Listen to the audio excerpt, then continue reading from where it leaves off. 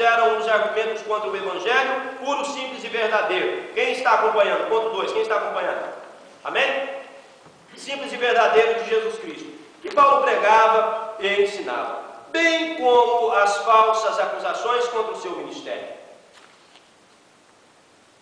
O apóstolo foi um bravo militante na guerra espiritual contra os falsos ensinos da igreja ao longo de seu ministério, pois sabia do estrago que esses inimigos poderiam fazer na mente e no coração, por consequente, na igreja. A heresia pregada, irmãos, ou o afronto contra pessoas dentro da igreja. Se eu entro numa contenda com o pastor João, por exemplo, o pastor João vem e prega. Quantas vezes vocês viram isso dentro da igreja? O pastor João vem e prega uma palavra, eu venho e prego outra, diminuindo toda a palavra que ele pregou. Prego outra. Quem já viu isso dentro da igreja? Quem já viu palavras direcionadas? A pessoa sabe o que você está vivendo, então ela não é revelação do Espírito, não é autoridade de Deus, é da carne. Ela escutou o Chico, a fofoca, né? E ela vai lá. Sequer está sendo usada por Deus, como o irmão que o pastor conta lá na Argentina, que não era crente, não era nada, botaram um terno, uma gravata, deram uma Bíblia para ele. Ele foi na igreja, ele sabia que o pastor estava vendo o terno aqui, uns 5 irmãos na igreja, quando estava vendo o terno, botaram ele para pregar. Ele não sabia pregar porque ele não era crente. Ele falou: tem alguém dentro do terno aqui. Deus usou, usou a mula. Agora, é diferente de mim e de você. Nós somos crentes, salvo, lavado e remido no sangue do Cordeiro. Alguém chegou com uma conversa, posso usar seu nome?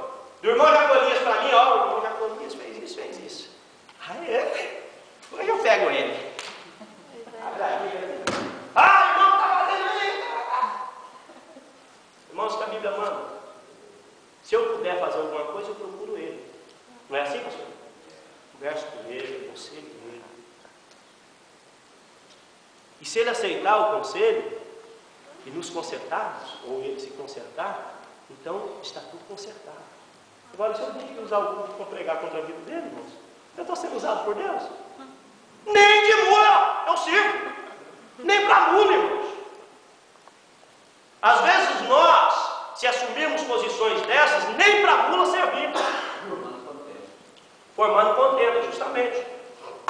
Então Paulo queria cuidar disso, o zelo dele era esse, na mente e no coração humano, e por consequente na igreja, não é? Em nossos íntimos existem guerras espirituais sendo travadas. O próprio apóstolo discorre sobre isso em sua carta aos Gálatas, quando revela a luta entre os desejos da carne e do espírito. Há uma luta constante, não é? Em Gálatas 5, 17 está dizendo isso. E depois, eu creio que os irmãos já entenderam isso, a capacidade intelectual influencia a posição social e etc. O inimigo não pode ser derrotado com armas semelhantes a essa. Não adianta você querer usar a sua capacidade intelectual para derrotar o inimigo de nossas vidas. Isso não acontece, isso é aquilo que eu já falei. Você pode conhecer a Bíblia de Gênesis e Apocalipse. Não adianta você conhecer a Bíblia de Gênesis e Apocalipse e não se consagrar. Não adianta você conhecer a Bíblia de Gênesis e Apocalipse e não ter uma vida com Deus. Não adianta você conhecer a Bíblia de Gênesis a Apocalipse e não ter uma comunhão com o Eterno. Sabe por quê? Porque se você conhecer a Bíblia de Gênesis e Apocalipse, você não jejuar, você não orar, você não buscar Deus, Deus não vai te usar. E se Deus não vai te usar, significa que você não está com a autoridade de Deus. Significa que eu não estou com a autoridade de Deus. A autoridade de Deus, irmãos, ela vem sobre a vida do homem simples e ela vem sobre a vida do homem culto. Sabe por quê que a autoridade de Deus vem sobre a vida do irmão simples, do irmão culto? Sabe por quê? Porque mesmo ele não conhecendo a Bíblia, mas ele dobrando os joelhos dele e orando ao Deus do céu, ele não resiste um coração quebrantado. E ele fala: eu vou mandar uma porção de autoridade sobre a vida desse meu servo. Eu vou mandar graça sobre a vida desse meu servo. E de repente você está vendo pessoas que não sabem nem falar, mas assumem o púlpito com a autoridade de Deus, expelem os demônios, cura em nome de Jesus Cristo, porque Deus é com ele. A capacidade intelectual, aquilo que podemos conhecer, que é o conhecimento, que eu já disse, o conhecimento depende de mim, de você, não depende de Deus.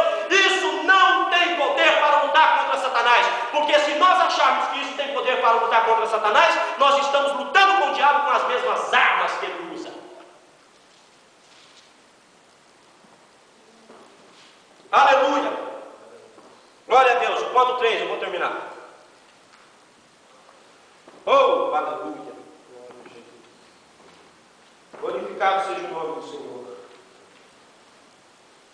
Em Gálatas 5,16, irmão, está escrito: digo, porém, andai em espírito e não cumprireis o quê? As concupiscências da carne, as vontades excessivas desta carne. Concupiscência é vontade excessiva de tudo. Se a pessoa é um comelão, ele está praticando o pecado da concupiscência, porque ele tem uma vontade excessiva de comer. Comer, comida, é 8 horas da manhã o camarada está comendo, 10 horas da manhã o camarada está comendo, meio-dia ele está comendo, 10 horas da tarde ele está se esborrachando de comer, ele está cheio que não aguenta mais, a barriga dele vai indo, e ele quando chega 6 horas, você quer um café? Eu quero. Depois o camarada está lá no vaso, vomitando porque não aguenta mais. Então a vontade excessiva pode ser comelão, é concupiscência. Camarada que não controla a mente dele, que não controla os sentimentos dele, e ele olha para a pessoa: não, eu tenho que ter essa pessoa, eu tenho que ter essa pessoa, eu tenho que ter essa pessoa. Dá cara, irmãos, no homem de 2 metros, muitas vezes é marido da pessoa. Você sabe por quê? Concupiscência, desejo excessivo. Ele nem olhou ao redor dele, se a pessoa é casada, se não é, se tem compromisso, se não é. Não é, pastor? O jovem chega na igreja, né? Graças a Deus, não foi assim. Eu e o Darcio saímos daí, né? Quando eu conheci a Luciana. E a gente chegava e ficava olhando de longe, né? Nunca arrumamos nada, irmão. Nunca arrumamos nada. Sabe por quê? Arrumei e foi lá dentro da igreja. Luciana vai lá, nunca arrumamos nada. Sabe por quê? Porque, quer queira, quer não, irmãos, você estando fraco ou não, se você reconhece o poder de Deus sobre sua vida, você anda segundo o Espírito. E quando você anda segundo o Espírito, você não sai igual o bobo. Eu vou usar uma expressão bem grosseira aqui para os irmãos entenderem. As crianças estavam nos ouvidos, não entendem. Sai igual o bobo cantando à torta e à direita, e só leva bufetada na cara. Tá, Espírito? Aqui no ponto 3 ainda está falando da autoridade, o significado da autoridade, que é poder, né? Em grego é exousia ou exousia, e é poder, liberdade, direito de escolha, agir, possuir ou controlar, não é? No ponto 2 do ponto 3 está dizendo aqui a perspectiva de Paulo quanto à autoridade espiritual. Paulo argumenta com os coríntios que a consciência ou consistência, né? Quem está acompanhando? Ponto 3, perspectiva de Paulo sobre a autoridade. Vai lá no ponto 2, irmão. Bem rapidinho eu vou terminar. Os irmãos acharam? Sim. Amém? Amém.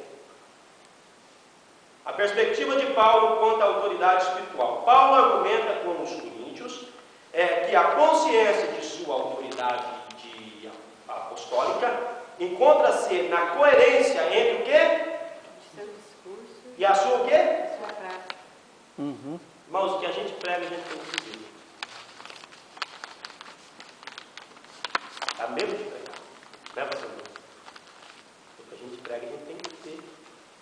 Um dia um obreiro chegou e disse: nós não podemos falar de fraqueza. Nunca podemos falar. Nós temos sempre que trazer uma palavra na igreja de autoridade, de poder. Você vai subir lá e vai falar que você passou uma luta essa semana? Não, você tem que falar que passou a semana em vitória. Se eu passei em luta, eu vou falar que passei em vitória. Eu tenho que pregar o que eu vivo, não é verdade? E tem que viver o quê? O que eu prego. Se eu passei a semana em luta, irmão, o pastor deu a oportunidade, eu vou correr, pegar o microfone. Irmãos, ora por mim, que o negócio está feio. Passei uma luta essa semana, mas não é o pregador da noite? E daí? Ele é carne e osso, ele também tem suas fraquezas, ele também passa por luta. Ou o camarada, quando ele é consagrado, o obreiro, ele já não passa por luta mais. Verdade ou mentira? Sim ou não, irmãos? Quando o camarada é consagrado obreiro, pastor João, Foi consagrado a pastor há uns 4 anos atrás, né, pastor Paulo?